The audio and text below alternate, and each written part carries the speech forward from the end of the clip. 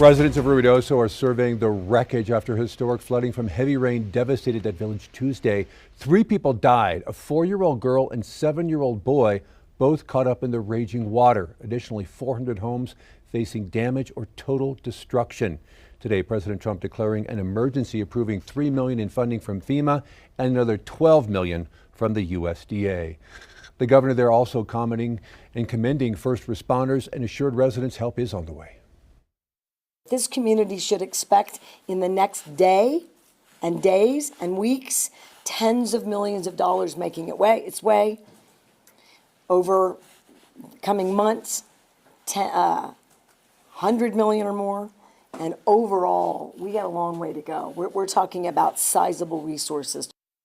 We have the latest details with team coverage from Ruidoso. First, triple digits with heat advisories now, and we're also tracking scattered storms following the historic flooding. Here's Byron. Yeah, we'll take you right to Ruidoso to see what's going on out there. And right now it is dry along Sudderth Drive. That's a live look in Ruidoso, and it's pretty warm, up to 86 degrees. Southeast breezes 13 gusting to 21 miles per hour. We had some showers and storms trying to pop up, and we'll have to keep an eye on things this evening. But right now it's quiet in Ruidoso and over the Sacramento Mountains. Going ahead for the next couple of hours, some of these showers and thunderstorms to the north and west could try to drift in as we head through this evening, so keep that in mind. Dust storm advisories for Luna and also Doña Ana County because of these thunderstorms creating some gusty outflows around Deming, the I-10 corridor out to the Las Cruces area. And you see thunder and lightning with these storms as well, east of Silver City and west of the TRC area. Severe thunderstorm warning is in effect for this storm to the southeast of Santa Rosa right now till 6:15. It worked through the Cuevo area along I-40. Now it's heading off to the southeast. Looks like it's going to stay just to the north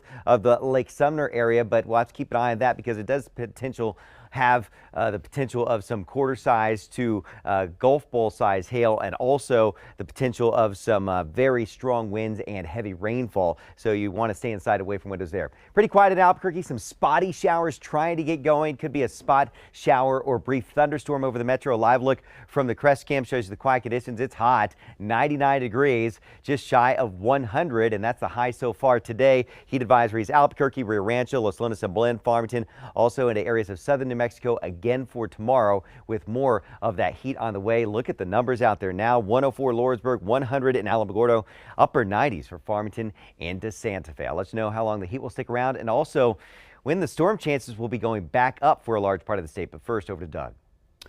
It is not just people affected by flooding in Ruidoso. More than a dozen animals have been displaced. Julian Padas talking with organizers on what they need from you.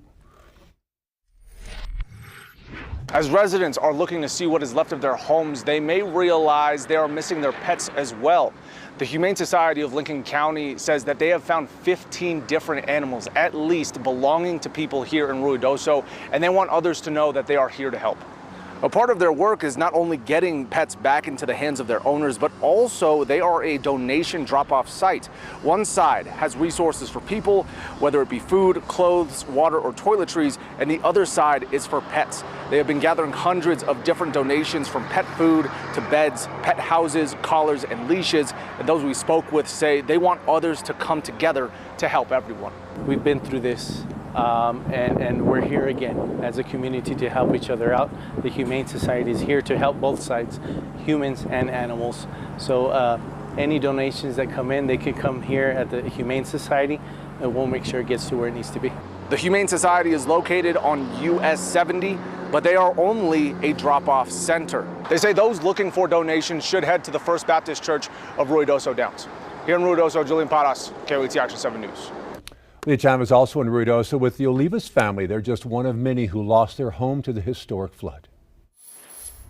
Doug, Ruidoso is home to a lot of people who have summer homes, but for the people of the Gavilan Mobile Home Park, this has been home for decades. Catastrophic flooding in Ruidoso, moving cars and homes, leaving behind used boots and memories and picture frames. It got so full in the river that it started traveling backwards. Arturo Olivas and his family capturing these videos showing debris floating down the river, watching from afar and eventually deciding to leave their home for higher ground. So it was just like a whirlpool. Still trying to survey the damage 2 days later. We're kind of staying here and there and it's been chaotic. His daughter living next door. This is their house, and that's the light pole for this house. The family bringing boxes, hoping to salvage anything they can. And even after their personal devastation, the lives of those killed in the floods, including the small children, weighing heavy here. I could only imagine the last seconds of their life, how scared they were not to have their parents. So many of the people here thinking about those children and rallying together as a community. Reporting in Rio Doso, Aaliyah Travis, KOAT Action 7 News. To stay up to date with the historic flooding there, including current weather conditions and your certified most accurate forecast, go to our website or download the free KOAT app.